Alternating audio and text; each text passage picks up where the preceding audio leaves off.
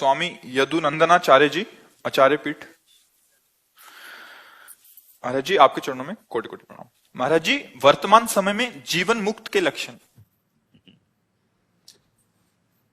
पहले ये समझना होगा कि जीवन क्या है, तभी तो उसे तो मुक्त हुआ माना जाएगा। हमें जिससे मुक्त होना है, तो जीवन क्या है? स्वरूप का विस्मरण करके देहाभिमान से युक्त हो जाना, देह भाव को प्राप्त हो जाना, और देह भाव में मना खष्टान इंद्रियाणि प्रकृति स्थानि करसति, इसी में जो विचरण करना है, इसी से जीवत्व को प्राप्त हो। जीव नहीं है। जैसे रिक्शा चालक को रिक्शा बोले तो खड़ा हो जाएगा, ए रिक्शा, वो रिक्शा नहीं है, पर उसने तदात्म कर लिया है। तो ऐसे ही हम जीवन मुक्त थे, जीवन मुक्त हैं, जीवन मुक्त रहेंगे। हुआ क्या? हम अपने स्वरूप की विस्मृति से इस शरीर में ऐसे तन्मय हो गए कि अब ये लगता है कि मैं पुरुष हूं, मैं स्त्री हूं। जहां ये अहम दृढ़ हुआ, तन्मयता हुई, तो 5 ज्ञानेंद्रियों के साथ मन बुद्धि सहित विषयों में विचरण कर रहा है। इसे ही जीवन माना जा रहा है। इसी जीवन से मुक्त होना है। अब इस जीवन से मुक्त होने के लिए पहले साधन होना चाहिए, फिर स्थिति को पता चले कि स्थिति प्रज्ञ क्या होता है। चाहे योग हो, चाहे भक्ति मार्ग हो, और चाहे ज्ञान मार्ग हो, चाहे अष्टांग योग हो, सबका एक ही लक्ष्य है, संसार का विस्मरण। संसार का विस्मरण, नानात्व का विस्मरण, भेद का विस्मरण, चाहे जिस मार्ग से चले। अगर विस्मरण संसार का नहीं हुआ तो हम प्रवचन चाहे जितनी उच्च कोटि का भक्ति का कर लें, ज्ञान का कर लें, अष्टांग योग का कर लें, हम खुद बंधे हुए हैं। बंधन मुक्त तभी माना जाएगा जिसका अखंड चिंतन, अव्यावृत भजनात् अभ्यास योग युक्ते न चेतसा नान्यगामिना। चित्त कहीं जाए ही ना, और जहां जाए वहां अपने स्वरूप का या अपने आराध्य देव का दर्शन। दूसरा कोई, सर्वम खलमिदम ब्रह्म ने नानास्ति किंचन। अब इसका साधन है, सबसे पहला साधन है श्री गुरुदेव के चरणों का आश्रय। और आश्रय तन वांग मनोभीर अमलई सोहम तवैवाश्रिता।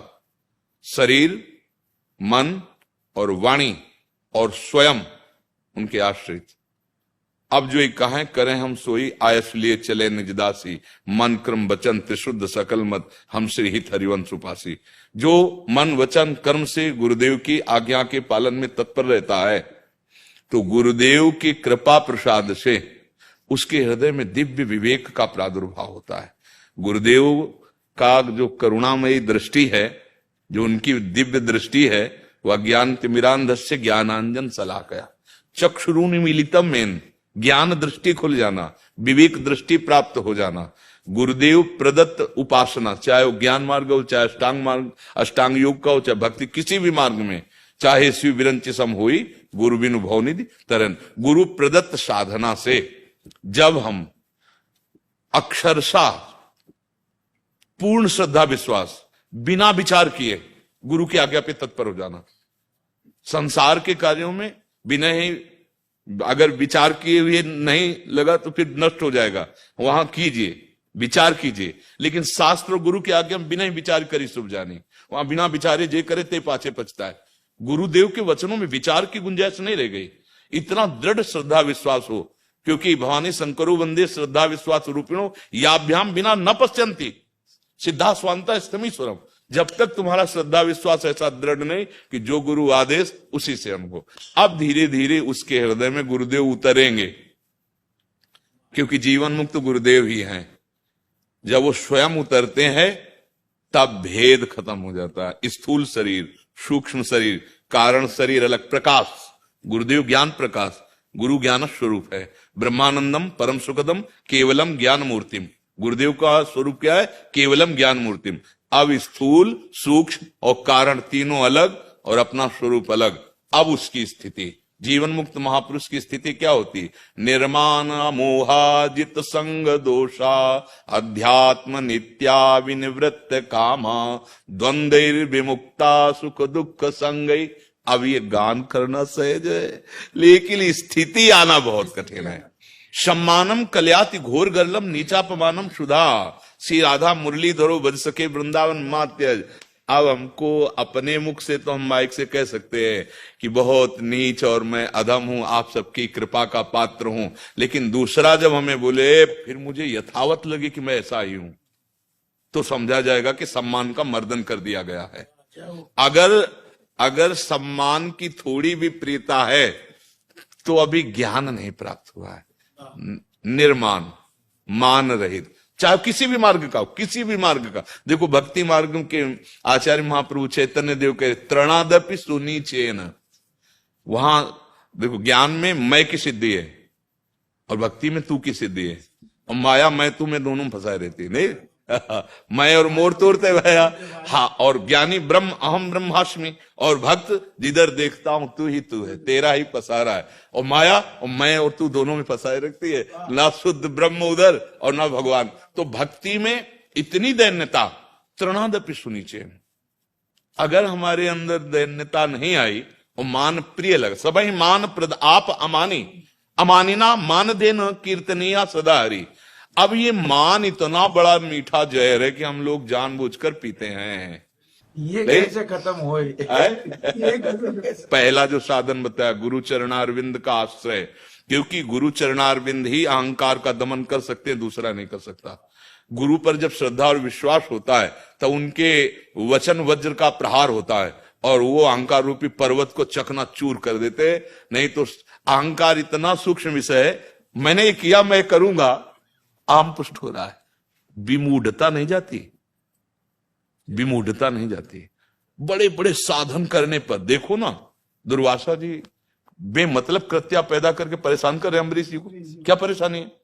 अरे वो अपनी भक्ति में लगे, आप अपनी तपस्या में। परेशानी क्या है? वहां जाके तुम्हें झगड़ा मचाना, कृत्या पैदा कर देना। तो कहीं ना कहीं वो देवता भी पुष्ट है। और गुरु प्रसाद से तिनकी संगति रहित जाति कुल मद सब नंसई।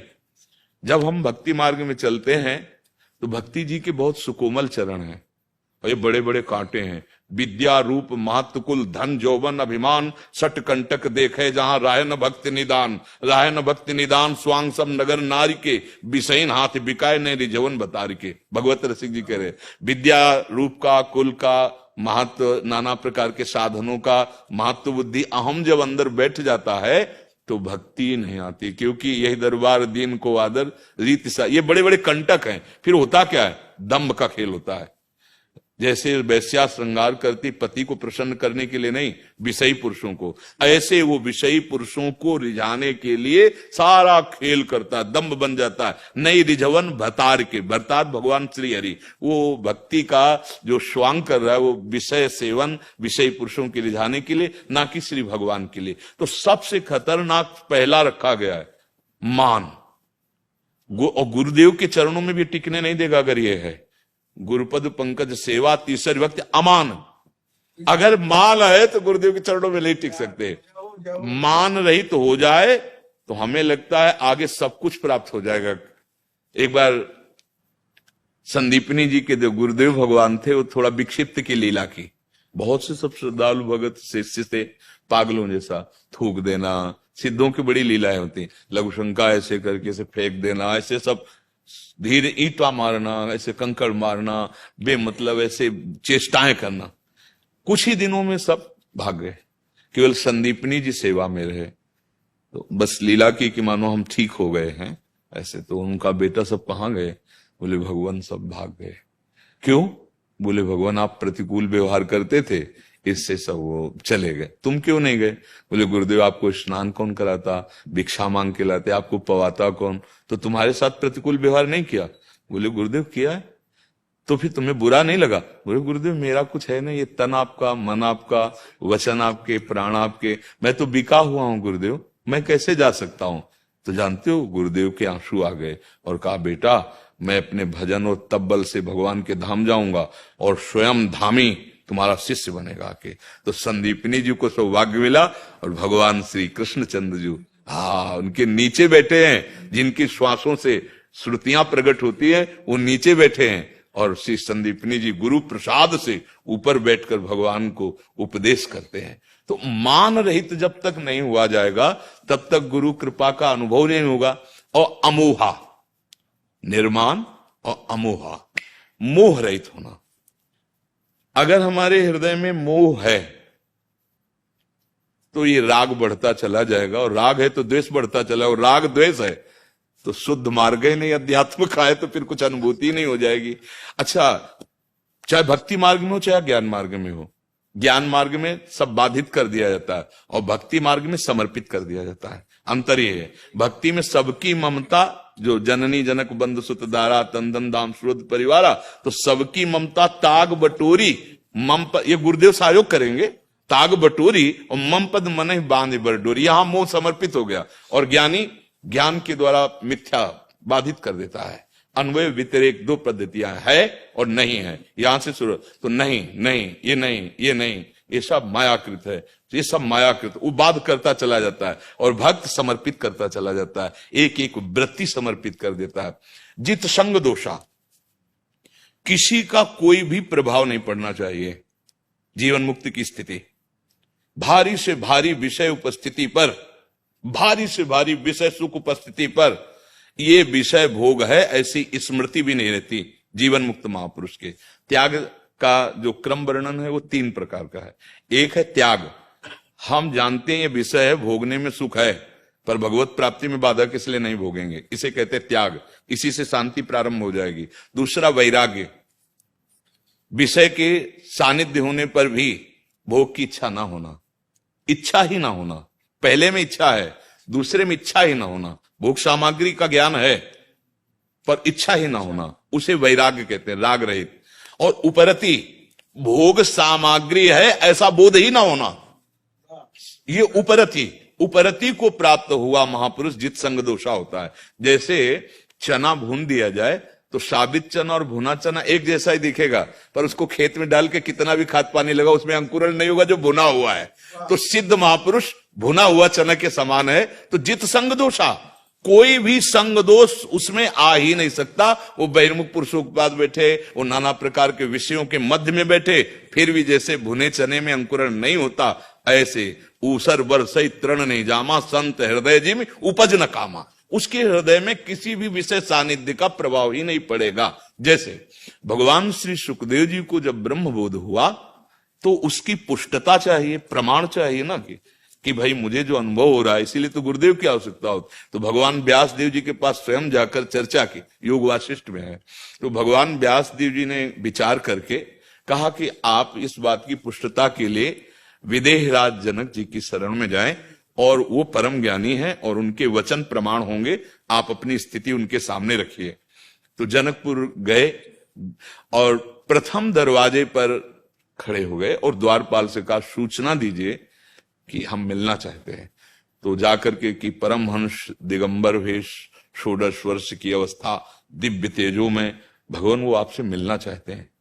जनक जी त्रिकालज्ञ थे, उन्होंने कहा बिल्कुल नहीं, कोई उत्तर नहीं, 7 दिन 7 रात्रि बिल्कुल प्रवेश नहीं, और कोई उत्तर नहीं देना, ये बजा के कहना नहीं है। खड़े 1 दिन 1 रात्रि, 1 दिन 1, हलचल न पैदा हो जाए। अगर जीवन मुक्त ना हो तो हलचल न पैदा, हलचल पैदा हो जाएगी। पहली धैर्य की परीक्षा कि मान पर विजय प्राप्त किया हुआ महापुरुष है, तभी बोध प्राप्त होता है।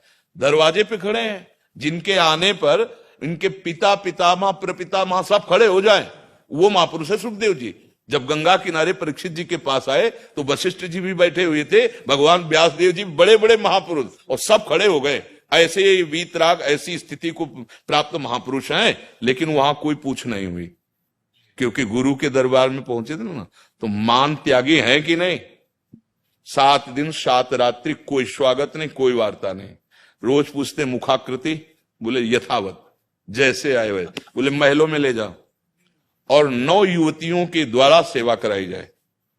आप तो सरकार दिगंबर रहते थे, हाँ, अब उनके रोज की सूचना, प्रभु जैसे दरवाजे के बाहर थे वैसे ही महल में कोई, जित संग दोषा, बस आए और बोले आपको जो प्राप्त है वही स्थिति है, वही सिद्ध स्थिति है। जित संग दोषा उपरति इस कोटि की बढ़ जाती है कि किसी भी तरह का कोई भी प्रभाव उसके हृदय में नहीं पड़ा। अध्यात्म नित्या, ऐसा क्यों हुआ? क्योंकि वो नित्य स्वरूप अपने आत्म स्वरूप में स्थित है। जो अध्यात्म का स्वरूप है वो आत्म तत्व है। वो अपने स्वरूप का बोध प्राप्त कर चुका है। वो अपने आप से अपने आप को जान लिया है। वो अपने आप से अपने आप को प्राप्त कर लिया है। वो अपने आप में ही रमण करता है। वो अध्यात्म नित्या। तो विनिवृत्त कामा, सारी कामनाएं निवृत्त हो चुकी हैं जिसकी, विनिवृत्त कामा, और द्वंद्व विमुक्ता, कोई भी द्वंद्व, मान अपमान, निंदा, स्तुति, लाभ हानि, जन्म मर, कोई भी द्वंद्व उसका स्पर्श नहीं कर सकता। वो सुख दुख में समान भाव रखने वाला वो महापुरुष, अव्यय पद का अधिकारी, वो जीवन मुक्त महापुरुष कहा जाता है।